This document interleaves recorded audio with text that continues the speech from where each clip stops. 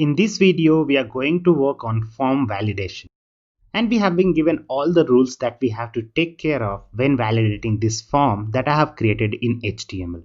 And here we have also been given all the error messages you need to write for different kind of errors.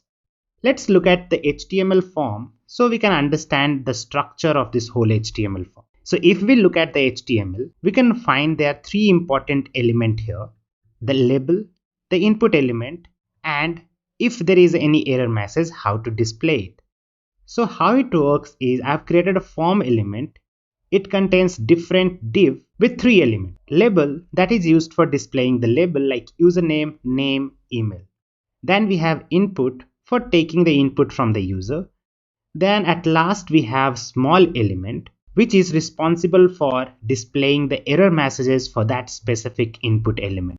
And you will find this small element after every input element, like here, then we have it here. But most of these are empty because right now there is no error message. Then there are two important things that I've already created. That is a class of error and class of success. You need to add class of success when the input form is successful. So you add success to the parent of the input element. Similarly, if you add the class of error, it will display the error layout. You just have to add it to the parent of this specific input element. So this is how the whole structure works. Now what I'll do is I'll go ahead and delete all these classes, that is success and error. And along with that, we'll delete the error messages because we don't have anything when we start. Only when we click on submit, we will be displaying this error message or error or success tick mark. So let's move on to our JavaScript. In our JavaScript, what I've done is I've selected the form element. I've created a variable similar to what we have done in previous one called user info that will contain all the user information. Along with that, we have a function called handle submit. So here in a JavaScript, what I've done, I've selected the form element and store it in a variable form. We are adding an event listener of type submit. When that happens, you have to call the function handle submit. And here we are using event.prevent default because the default nature of form is to reload the page. And we have different variables where we are storing all the values using the elements field that is present on every form element. So we are saying elements.username.value, and this is coming from the name property that is given to all the elements, all the input elements. Name is username, name is name, here name is email, here in this case name is phone, and similarly we have password and password check. So in this way we have got access to all these values like username, name, email, phone, password and password check. And I'm logging all these values so we can see if it is working properly or not. Refresh it, fill in all the information. When you click on submit, you'll get access to all the information, and we can see that email, name, password, password check, phone and username. All the information, we can see it here. So we have all the information. Now what we need to do is to validate the form based on what value we get from here. So first validation we need to do, what I'll do is I'll take all the validation from here and paste it here so we don't have to go to and fro. Let's comment it out and start working on one after another. So we'll say if username.length is less than or equal to 4, we need to write a message. Write a message for which property? We need to write a message for username property. So each property will have different messages. So why not have a variable called error message is equal to an object. This object will contain key and value. Say for example, username will have a key and the value will be the error message that you have to display. Say in this case, the error message will be username can't be less than 4 characters. In the starting it will be empty, and as soon as if username.length is less than or equal to 4, you have to display an error message. So we'll say, so error message.username will be the error message we want to write. So it will be username can't be less than 4 characters. So in this way we were able to add, so after writing this code, we are able to add the error messages for specific input name to the error messages variable. Once it is done, we have to also display the error messages or the success message based on whatever message we have. So to understand how we are going to do that, let's look at the input element. So every input element is inside a div element, and whenever you want to add the error message, it should come to this small element, and you can add the class error or success to the parent of that is div element. So let's see how we are going to do that. As soon as this happens, you're going to add the error message here in this variable. So to display the error message, we'll go ahead and create a function named display error. So display error will pass one parameter, that is what is the name of element you want to display error for. We'll go ahead and create the function here. That function gets access to the name of the element, and here what we need to do, let's just say console.log. So I got the name of the element is username. How can I get access to the element now? We have access to form. Let's just do console.dir. So we have access to form. Form has elements property. Elements will have all the property that is coming from here. So name will be one of them. So whatever name you want to access, say for example username, I want to access username. So let's see if it works or not. So here I'll just put any property here and click on submit. As soon as you do that, this function needs to be called. The reason it is not called is because the character length is 4. I'll just say A and click on submit. So here we can see we got username. So we got access to username. What we need to do is next to this username element, we have a small element. So how can we get access to this? So they have a property called next element sibling. So let's have a look at that. So next element sibling will get the access to that property, that next element sibling. That inside that we just have to add inner text, and the value will come from error message variable because we have already updated that. The name of the key is coming from parameter, so it will be like this. So let's see if it works or not. So here we'll just say A, click on submit, and it is updating. Username can't be less than 4 characters.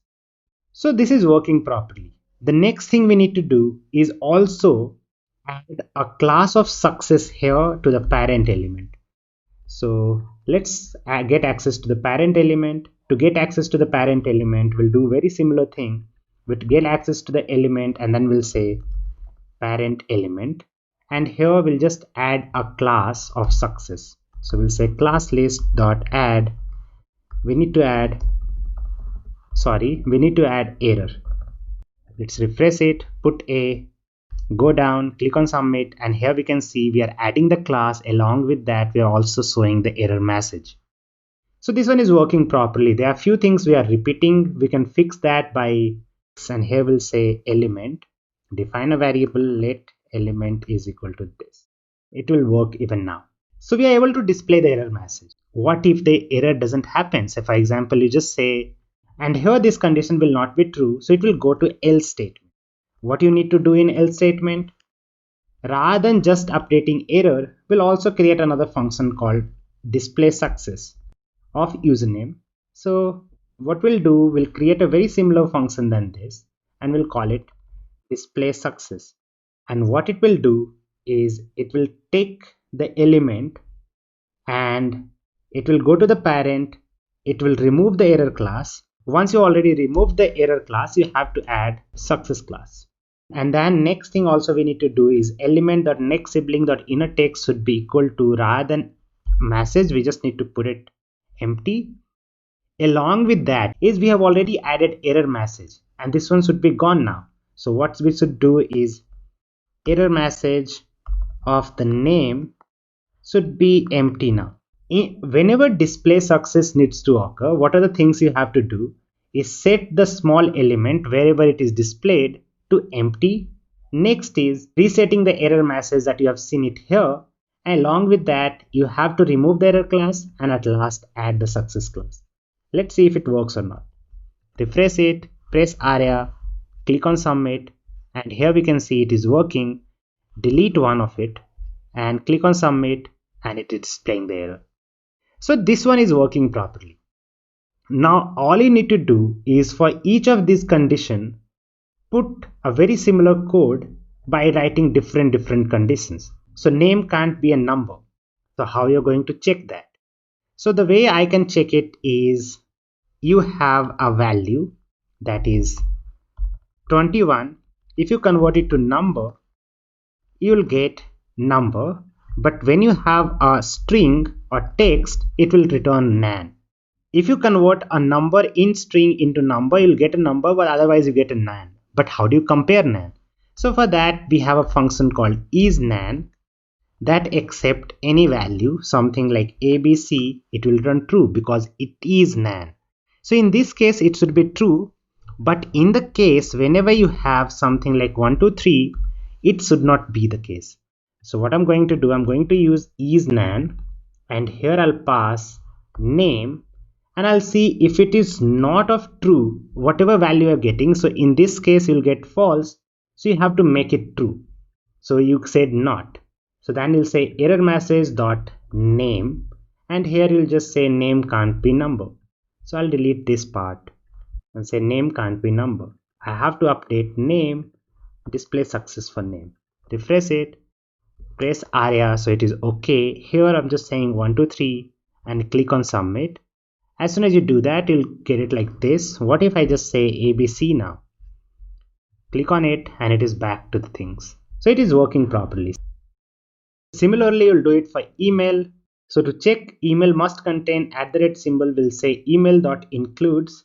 If it doesn't include @, you have to update the email to email must contain @. We have to update email, and even for success we have to do this. We have multiple condition here.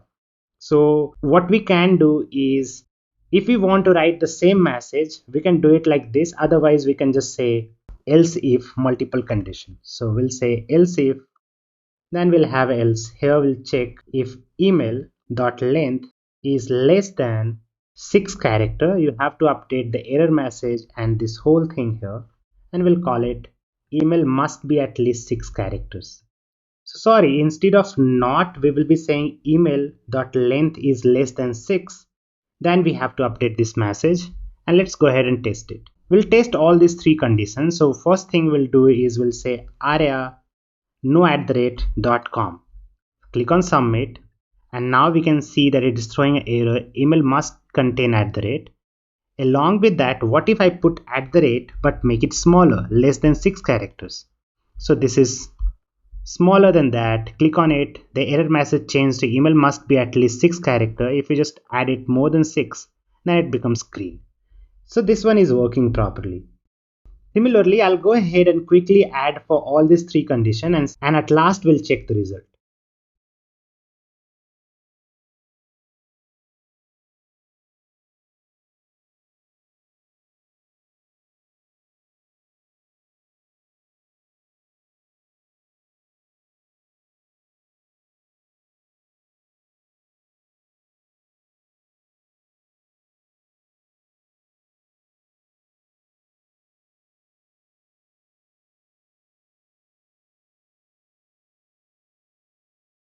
So in this way, we have added all the conditions starting with phone. So here we are checking if it's a nan, then you have to set the error message. If length is less than 7, then you have to do this.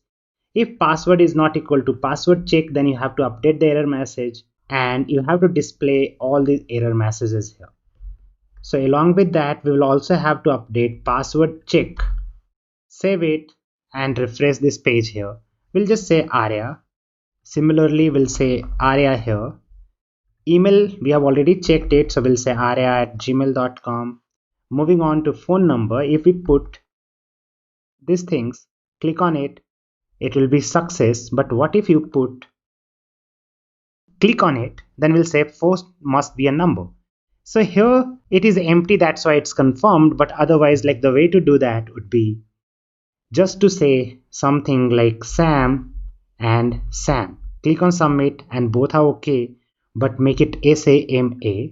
then it becomes password and confirm password must be same. So in this way, we are able to add validation. One thing to notice here is like for adding custom messages to email, all you need to do is to change the type of email to text. So here, if you don't have this as type of text, if it is like type of email, because that is generally how we do it. And here we are saying aria.com. So we want to display a custom message, but as soon as you click on submit, browser will tell you this is not the way to write email because it is of type email. So if you want to add custom message, you should convert it to type of text, and otherwise you can just skip it of type of email if you don't want to do that. So in this way, we learned about handling custom form validation. How we are going to do that, it may look like a bit of lengthy process, but you'll learn a lot doing this.